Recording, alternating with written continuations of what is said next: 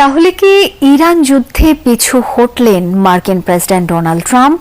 Hormuz প্রণালী খুলে দিতে তেহরানকে ৪৮ ঘন্টার সময়সীমা বেঁধে দেওয়ার একদিন পরে ট্রাম্পের কণ্ঠে নরম সুর। ইরানের বিদ্যুৎ কেন্দ্র জ্বালানি স্থাপনায় হামলার সিদ্ধান্ত ৫ দিনের জন্য স্থগিতের ঘোষণাও দিয়েছেন তিনি।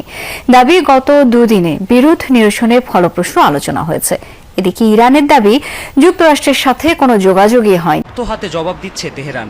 সংযুক্ত আরব আমিরাত এবং কুয়েতে অবস্থিত মার্কিন ঘাঁটি লক্ষ্য করে ব্যালিস্টিক মিসাইল ছুড়েছে আইআরজিসি। তেল আবিব সহ মধ্য ইসরায়েলের বিভিন্ন স্থাপনা লক্ষ্য করেও ছোড়া হয়েছে একাধিক ক্লাস্টার ওয়ারহেডযুক্ত মিসাইল।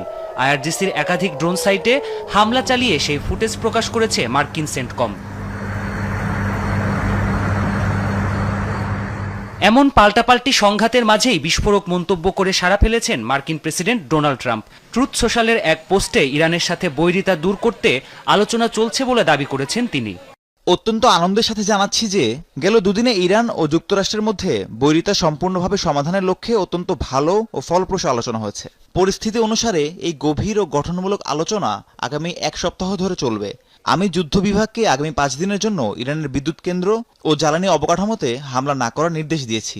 যদিও মার্কিন প্রেসিডেন্টের এমন দাবিকে ভিত্তিহীন বলছে ইরান। দেশটির গণমাধ্যম ইরানের পররাষ্ট্র মন্ত্রণালয়ের বরাতে বলছে, যুদ্ধ বন্ধে ওয়াশিংটনের সাথে এখনো কোনো আলোচনাই হয়নি।